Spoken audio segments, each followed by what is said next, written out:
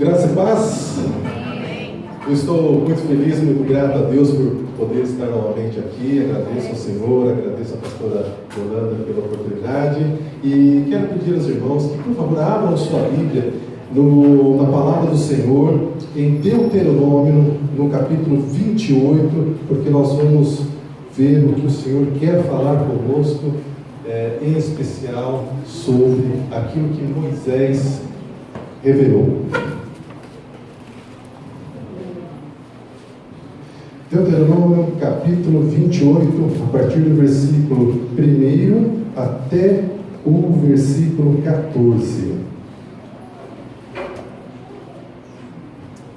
Todos acharam, amém? Deuteronômio no capítulo 28, versículo 1 diz: Se atentamente obedeceres a voz do Senhor teu Deus, tendo cuidado de guardar todos os seus mandamentos que hoje te ordeno, o Senhor teu Deus te exaltará sobre todas as nações da terra.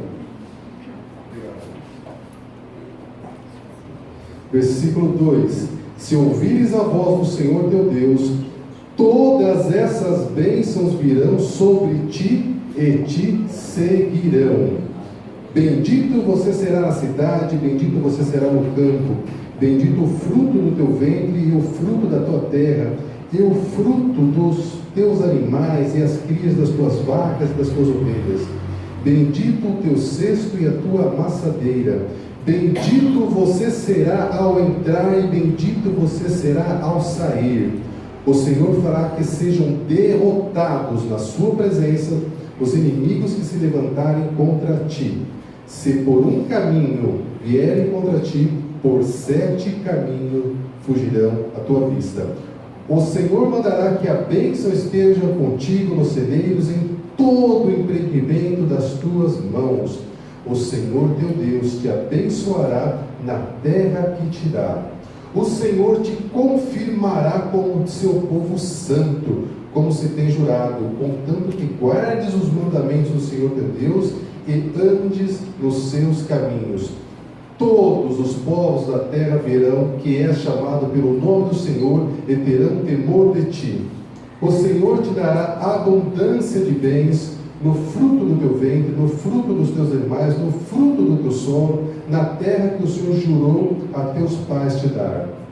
O Senhor te abrirá o seu bom tesouro, o céu, para dar chuva à tua terra no seu tempo, e para abençoar toda a obra das tuas mãos. Emprestarás a muitas nações, porém não tomarás emprestado.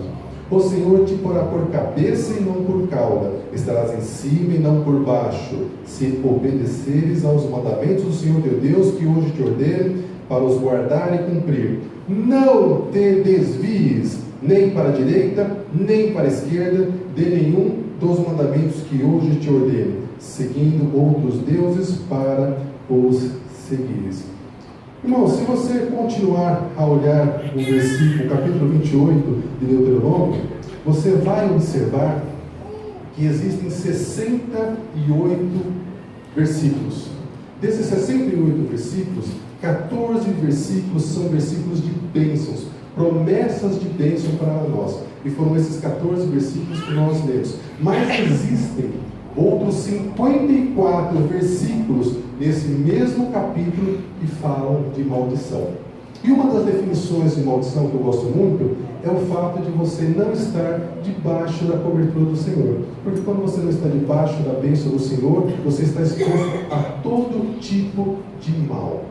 Mas não é esse o tema da nossa mensagem de hoje. Isso é só uma curiosidade, porque essa palavra é uma palavra de promessa do Senhor, das bênçãos que Ele tem para nós, que Ele quer nos dar. E eu tive uma experiência muito forte, muito impressionante, enquanto eu estava me preparando, estudando essa palavra, porque eu sabia que estaria aqui nessa data, e o Senhor me disse que muitos de vocês estão buscando bênçãos, estão buscando respostas do Senhor, estão até mesmo chorando, se perguntando por que as respostas não chegam, por que Deus não abre o céu, por que Deus não abençoa.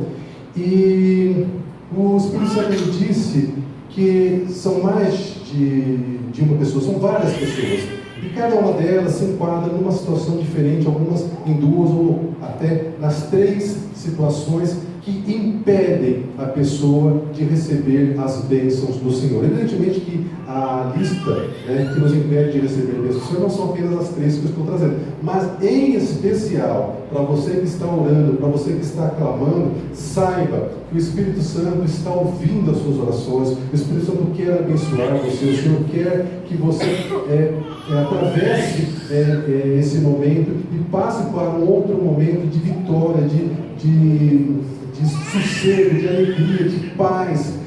Mas você precisa aprender algumas coisas. Então nós vamos começar falando sobre um dos grandes impedimentos de nós não conseguirmos receber as bênçãos do Senhor. E a primeira delas é a questão tempo. Qual o tempo? Tempo do Senhor. A questão de não saber esperar o tempo de Deus, irmãos, é uma coisa tão complicada, é tão difícil para nós que somos humanos, que somos limitados, que temos ansiedade, mas nós temos que entender que o Senhor é que está no controle e nós precisamos nos sujeitar ao Senhor em todas as coisas, inclusive no tempo. Então, vamos citar alguns exemplos de pessoas que tropeçaram na questão de não conseguir aguardar o tempo de Deus. Um deles é Sara. Vocês lembram da história? Sara não conseguia ter filhos e o anjo veio e disse: olha, você vai ter filhos. E ela achou que estava demorando demais e ela então achou que a escrava deveria engravidar e a escrava teve um filho e gerou-se muitos problemas.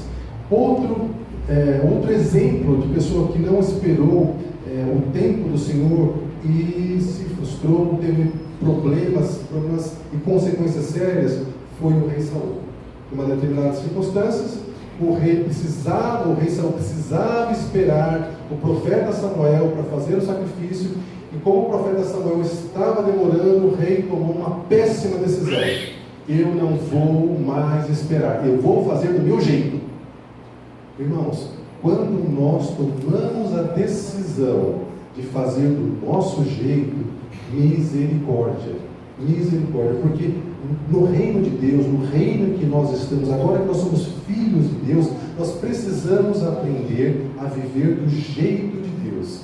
E o jeito de Deus, irmãos, muitas das vezes é dolorido, é demorado, mas no final dá certo, tudo se resolve, é bênção. Do nosso jeito, irmãos, misericórdia, quantas consequências, quantos problemas, quantas tristezas. Então, nós não podemos viver do nosso jeito, nós não podemos agir do nosso jeito, em nenhuma das circunstâncias. Agora, e um exemplo de quem soube esperar o tempo de Deus, apesar das lutas, apesar das decepções, das lágrimas? Um excelente exemplo é José no Egito. Abra sua Bíblia, por favor, rapidamente, em Gênesis, no capítulo 37, e nós vamos ler no versículo 2 o que aconteceu com José. E depois nós vamos rapidamente pular para o capítulo 41 de Gênesis, Gênesis 41, versículo 46. Todos abriram? Gênesis 37, versículo 2? Glória a Deus. No versículo 2 de Gênesis está escrito o seguinte: esta é a história de Jacó. Sendo José, Jacó era pai de José, sendo José de 17 anos, apacentava os rebanhos com seus irmãos, sendo ainda jovem, andava com os filhos de Bila, com os filhos de Zilpa, mulher de seu pai, e trazia más notícias deles a seu pai. Então, nesse versículo, a Bíblia nos informa que José tinha 17 anos e José tinha um péssimo hábito. Ele era o dedo duro da família. Ele entregava tudo que os irmãos faziam. E esse tipo de postura, evidentemente, não é bem visto por ninguém. E as consequências disso, vocês conhecem a história. em determinado momento, José é vendido como escravo. Eles pensaram primeiro em matar, depois teve um irmão que não era tão ruim, e disse: não vamos matar, vamos só vender como escravo, né? E aí ele foi vendido como escravo. Depois José foi comprado por um oficial do Egito, foi trabalhar na casa de Potifar como escravo, mas lá Deus o prosperou e começou o tratamento com José. Mas como se não bastasse, né, se toda a calamidade, todos os problemas não bastassem na vida de José, ele foi caluniado e de escravo ele virou prisioneiro. Ele foi para a prisão acusado de uma coisa que ele não foi. Então a situação de José continuou a piorar, mas ele tinha a promessa do Senhor. Se vocês continuarem a ler o capítulo 37 de Gênesis, vocês vão ver que Deus deu um sonho para ele, e Deus deu promessa dizendo como seria a vida dele. Mas essas promessas não se cumpriam, e muito pelo contrário, a vida dele estava piorando cada vez mais. Mas quando ele esteve na prisão, certa vez foram presos também o copeiro do rei e o padeiro. E eles tiveram um sonho muito perturbador, e eles souberam que José conseguia interpretar sonho e foram falar com José. E José falou o que significava o sonho e pediu para o copeiro, falou assim: olha, o padeiro vai morrer, não tem como o padeiro me ajudar, mas você vai voltar a trabalhar. Será que você não pode, quando você estiver servindo vinho para o faraó, falar de mim, falar que eu sou inocente, me ajudar a tirar aqui? O padeiro: não, o copeiro, fica tranquilo que eu vou ajudar você. Né? 2 anos depois disso, né, logo em seguida, depois dessa conversa de José com o copeiro voltou às suas atividades, mas se passaram 2 anos e o copeiro não falou de José, esqueceu de José, e José continuou na prisão. Mas um belo dia, o faraó também teve um sonho, que é aquele famoso sonho das 7 vacas, e aí o copeiro se lembrou de José, porque ninguém conseguia resolver o enigma do sonho do faraó, e o copeiro falou: puxa vida, José consegue. E aí o copeiro fala de José para o faraó manda chamar José, e ele era prisioneiro, manda dar um banho no José, cortar cabelo, aquela coisa para se apresentar de maneira mais digna diante do faraó, e lá vai José. E José revela o sonho, e não apenas revela o sonho, mas diz o que o faraó deveria fazer para não passar pela calamidade que viria sobre a terra, que era o significado do sonho. Então abra a sua Bíblia, alguns capítulos após aí, no capítulo 41 de Gênesis, que nós vamos ver quantos anos se passaram desde que José foi vendido como um escravo. Nós vimos que ele tinha 17 anos, agora no capítulo 41, versículo 46, vai dizer que era José da idade de 30 anos quando ele esteve diante de Faraó, rei do Egito, e saiu José da presença do Faraó e viajou por toda a terra do Egito. Então, meus irmãos, nós vemos que José precisou esperar 13 longos anos até que a promessa do Senhor se cumprisse na vida dele. Um outro grande exemplo, lembre-se de Jesus quando ele nasceu como homem. Ele precisou esperar longos 30 anos até começar o ministério dele. Por que esperar isso? Porque Deus tem um tempo determinado para todas as coisas. Salomão dizia que há tempo para todas as coisas, há tempo para nascer, há tempo para morrer.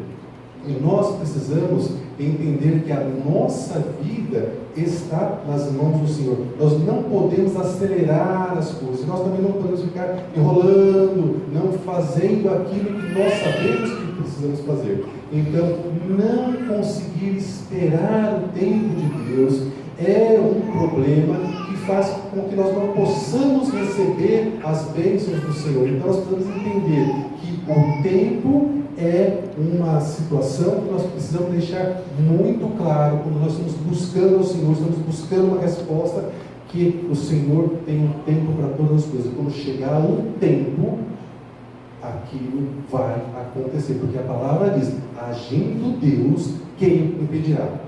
Então, irmãos, esse é o primeiro ponto, a primeira lição para nós, que o tempo ele é decisivo e nós não podemos deixar de levar em consideração quando nós estamos buscando alguma coisa no Senhor. O segundo ponto, que também é muito importante, está em Tiago, no capítulo 4, versículo 3, e também em Mateus, no capítulo 25, versículo 15. Vocês acharam Tiago, capítulo 4?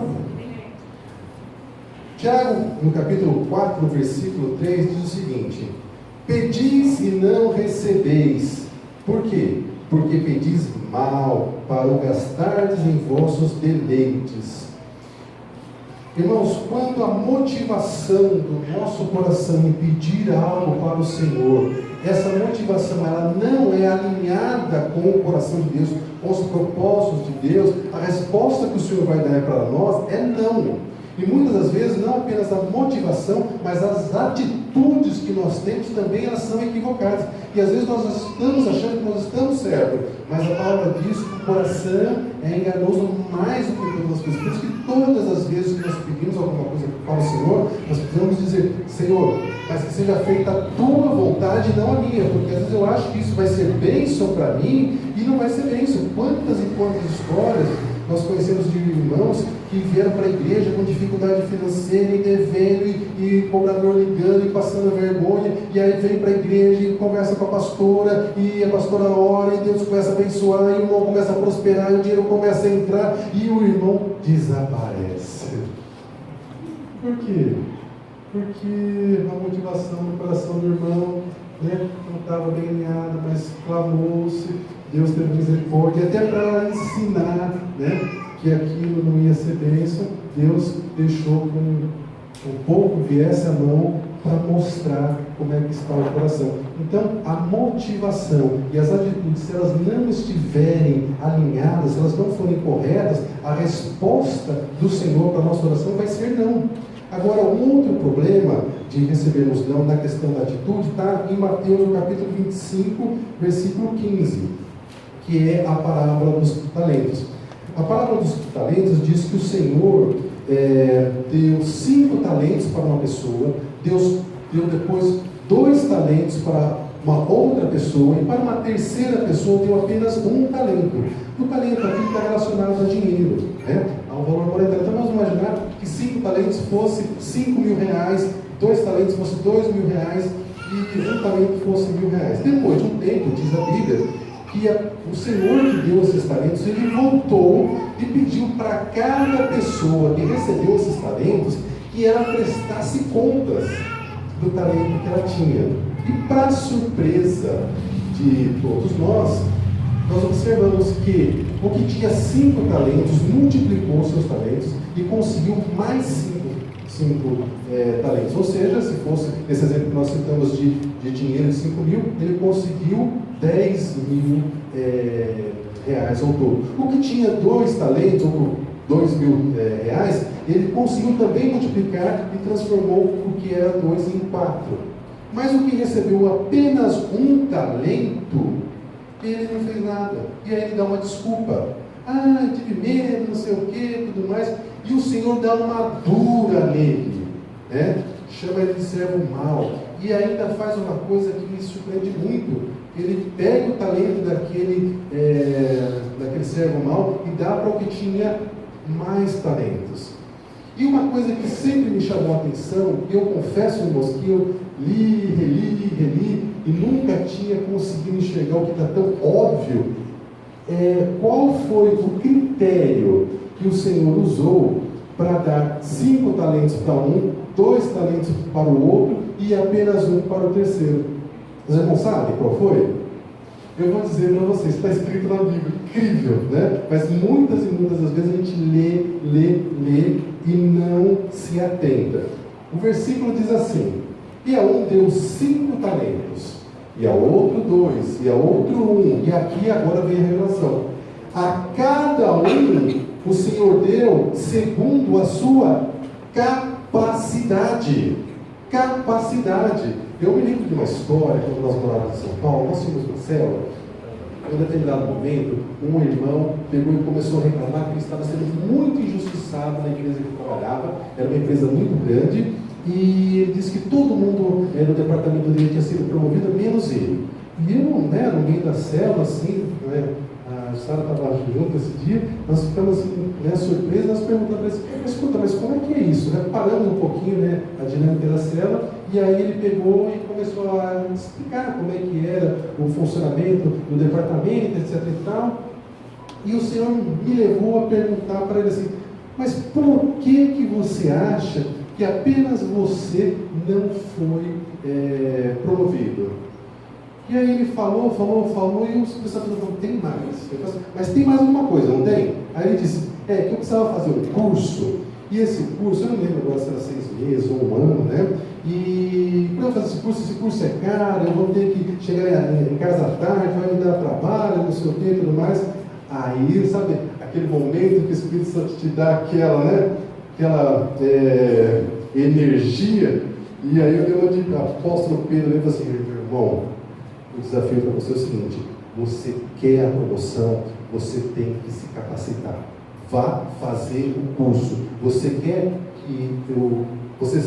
ser promovido sem fazer a sua parte? Isso não existe, pelo menos para nós cristãos não existe. Aí falei alguma coisa, o exemplo de Lázaro, que é um exemplo clássico, quando Lázaro morre, Jesus chega e as pessoas começam a chorar, e Jesus fala assim, tire a pedra que eu vou ressuscitar o morto. E aí as pessoas, não, porque está cheirando mal, não sei o que e tudo mais. E Jesus estava querendo ensinar que tirar a pedra era fazer aquilo que é possível. Nós fazemos tudo o que é possível. E aí depois que nós fazemos tudo o que é possível, aí o Senhor vem e aí faz o impossível. E aí, irmãos, esse meu amigo, ele ficou assim meio bicudo comigo, achou que eu tinha sido assim um pouco intolerante com ele, não tinha entendido o lado dele, que já que ele é servo de Deus, Deus podia mover o coração do chefe dele, o chefe dele promoveu ele e falou assim, não, Deus não vai fazer isso. E aí, depois de um tempo, creio que o Espírito Santo levou esse meu amigo a fazer esse curso que ele precisava fazer. Irmãos, o que vocês acham que aconteceu logo depois que ele terminou o curso? Ele foi promovido. Aí ele foi falar para nós, irmãos, tem uma bênção para contar para vocês, Eu falei, irmão, conta bênção, eu gosto de ouvir, conta bênção, aí fui promovido.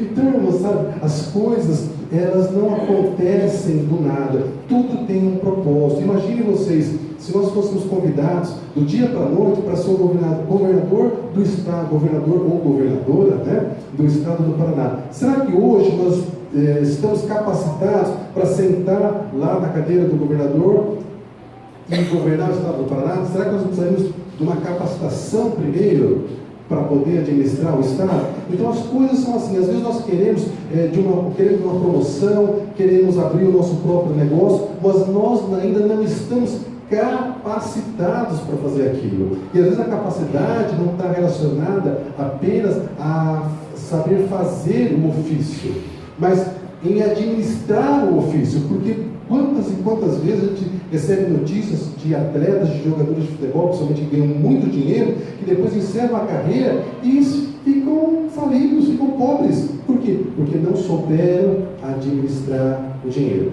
Em Maringá tem uma situação de uma igreja e o pastor está em apuros porque ele não soube administrar o dinheiro da igreja e a igreja está com uma dívida gigantesca. Por quê? Falta de administração. Então, irmãos, nós precisamos saber que as nossas atitudes, elas fazem mover o braço do Senhor, fazem acelerar ou parar a bênção que o Senhor tem para nós. Nós precisamos fazer a nossa parte, nós precisamos mudar. Mas, como gosta de dizer a Nicola, nós queremos a mudança, mas não queremos mudar, mas nós precisamos mudar. O apóstolo Paulo fala em Romanos capítulo 12, versículo 2, nós precisamos mudar, renovando a nossa mente, nós temos que mudar a nossa maneira de pensar, não darmos para continuar vivendo do nosso jeito, nós precisamos viver do jeito de Deus. Muito bem, ainda muito a falar sobre isso, mas eu quero ir para o terceiro tema, para ganharmos tempo, que é a questão da família.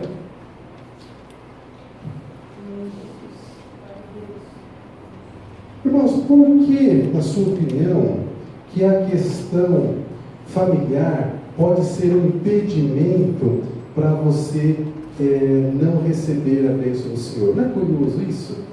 Né? Mas vamos ver qual é a orientação que o apóstolo Pedro dá para nós em 1 Pedro, no capítulo 3, versículo 7. E também, se você puder, abra depois em seguida em Timóteo, no capítulo 5, versículo 8. Então, 1 Pedro, capítulo 3, versículo 7, e depois 1 Timóteo, capítulo 5, versículo 8. Acharam 1 Pedro? Então, 1 Pedro diz o seguinte: do mesmo modo, vocês, maridos, sejam sábios no convívio com suas mulheres, e tratem-nas com honra, como parte mais frágil, e co-herdeiras do dom da graça da vida, de forma que não sejam,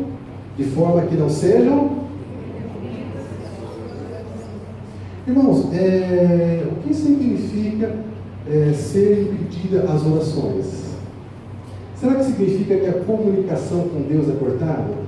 Será que a internet do céu fica offline? Será que é isso que acontece quando marido e esposa brigam? E aí vem uma outra pergunta: por que Deus impede as orações quando o casal está brigado? Qual será a finalidade? Porque tudo que Deus faz tem um motivo, tem um propósito. Será que é porque nós, como povo de Deus, precisamos ser exemplo como família para aquelas famílias que ainda não têm Deus? Porque imagine você, né? Se eu convido uma família que não é cristã para conhecer o Deus que eu conheço, que fez mudanças, milagres na minha vida, na vida da minha família, a hora que essa pessoa olha para o meu relacionamento com a minha esposa e fala assim: nossa, misericórdia, se é para ser assim, eu prefiro ficar comigo que eu não posso, né? Então, irmãos, a gente precisa entender que nós, enquanto estamos na terra, nós estamos, primeiro, em tratamento. Eu não estou falando de família perfeita. Eu adoraria ter uma família perfeita, também não tenho família perfeita, mas eu e a Ersara estamos trabalhando constantemente, todo santo dia, para que a nossa família seja uma família feliz, amorosa e unida. Porque, irmãos, entendam, não existe família feliz sem trabalho duro. Não existe família feliz pronta. Não dá para você simplesmente casar e a pastora virar e falar assim: agora eu ordeno que a bênção do casal feliz esteja sobre vocês. Não, isso não existe. Vocês têm que trabalhar. E você que não é casado, você que é filho, você tem que fazer a sua parte também. Porque se você não respeita o seu pai, se você não respeita a sua mãe, se você não tem respostas educadas, será que Deus está se agradando da sua postura? Será que é isso que você, como filha de Deus, deve fazer? Ou será que você precisa de fato mudar e começar a responder ao seu pai, à sua mãe, da maneira que Deus gostaria? Ah, mas meu pai é bruto, sem educação. Responda você da forma que Deus quer que você responda, porque Deus vai pegar a sua resposta educada e o Espírito Santo vai pegar essa resposta educada, vai entrar no coração do seu pai como uma flecha e vai rasgar o coração dele, e no tempo certo você vai ser inspiração para o seu pai, para a sua mãe se converter e conhecer o Deus que você conhece. Então, irmãos, todos nós que estamos no reino de Deus, temos a nossa tarefa, temos a nossa atividade, temos o nosso papel e nós precisamos fazer isso. Agora, um outro problema dentro do relacionamento familiar é que muitas e muitas das vezes, principalmente logo após o casamento, é que nós entramos numa de querer mudar o cônjuge.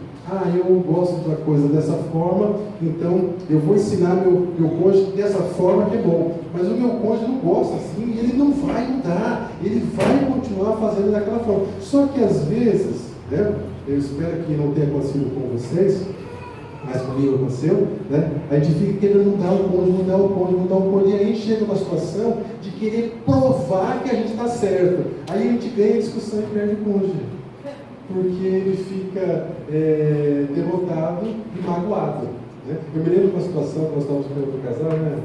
Você vai lembrar. E aí nós estávamos os dois casais conversando, jantando, e de repente o outro casal começou a discutir, e aí a esposa do outro casal estendeu a mão: quer apostar que eu estou certa? Pro marido dela. Eu olhei para o céu e falei: o que está acontecendo aqui? Meu Deus do céu, né? Por quê? Porque na cabeça daquela mulher, provar que ela estava certa ia resolver a situação. E ele não resolveu a situação, né? O pior ainda é que ela estava errada, né? Ficou pior ainda. Mas enfim, sabe, irmãos, nós não somos a terceira pessoa da Trindade. O que eu quero dizer com essa fala é que nós não somos Deus. Só Deus consegue mudar uma outra pessoa. Nós podemos orar por outra pessoa, podemos interceder e precisamos ser exemplo para outra pessoa. Mas mudar outra pessoa a gente não consegue. Você nunca vai conseguir mudar o seu marido, infelizmente, né? E marido, você nunca vai conseguir mudar a sua esposa. Mas você pode ser inspiração para ele, para ela mudar. Porque se a sua postura for sempre uma postura de acordo com a vontade de Deus, o Espírito Santo vai trabalhar no coração dele ou dela, vai mover o coração dela para que ela entenda que a maneira que ela está se posicionando não está certa. E aí, em algum momento, o milagre vai acontecer.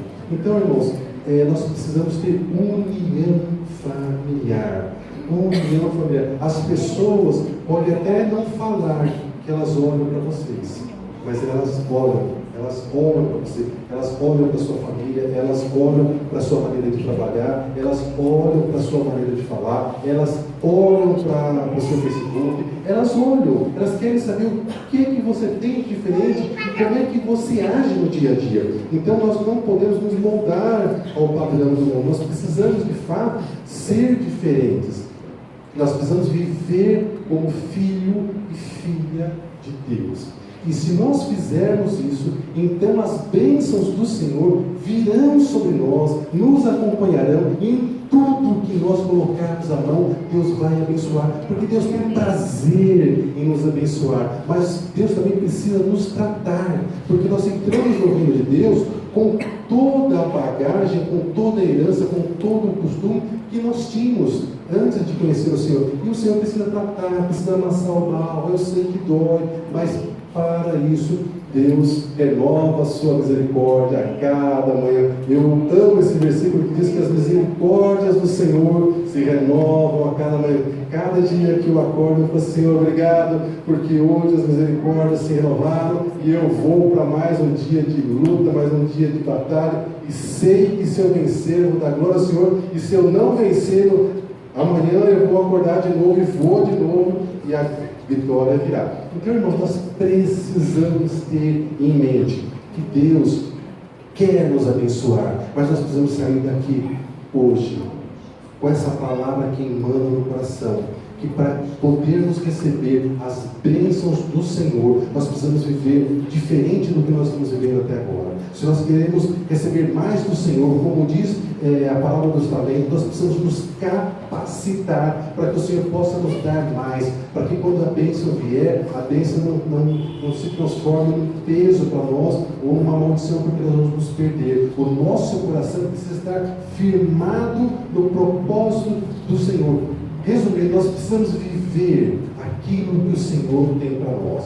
O Salmo 139, ele é de uma revelação fabulosa. Ele diz que antes de nós nascermos, o Senhor escreveu cada um dos nossos dias. Então, irmãos, não tenha dúvida que entre a vida que o Senhor escolheu para nós e a nossa própria escolha, a escolha do Senhor é melhor, mas nós precisamos trabalhar, nós precisamos fazer a nossa parte, nós precisamos fazer com que a nossa família seja uma família ajustada. Isso dá trabalho? Dá trabalho. precisa de choro e ranger de dente, precisa clamar por misericórdia, precisa, mas o Senhor vai fazer milagres, irmãos. O que nós temos que entender é que toda vez que nós fazemos o nosso possível, depois o Senhor faz o impossível. Mas nós precisamos de atitude, nós precisamos de uma motivação correta. Nós precisamos sair daqui e já hoje à noite, no caminho de volta para casa, ter uma conversa diferente, uma resposta diferente, uma atitude diferente, amanhã no trabalho também, durante a semana também, e ao longo dos dias também. E Deus vai começar a abrir a janela do céu e as bênçãos virão. As suas orações, meu irmão e minha irmã, não estão esquecidas diante do Senhor, mas o Senhor está aguardando a sua resposta, a sua mudança de fase, para que você possa, de fato, receber as bênçãos do Senhor. Quero convidar você para ficar de pé. Quero convidar o louvor para vir à frente. E se você, depois de ouvir tudo isso, você pensou: Senhor, misericórdia, eu preciso de ajuda para fazer o que foi dito. Quero convidar você para vir à frente. Nós vamos orar, nós vamos clamar, porque todos nós estamos juntos nesta mesma batalha de fazer com que a nossa família seja uma família melhor, que nós sejamos pessoas melhores, que nós sejamos capacitados para podermos viver aquilo que o Senhor tem para nós. Então nós vamos cantar uma música, louvor, e depois quem quiser vir à frente, e depois nós encerramos, amém?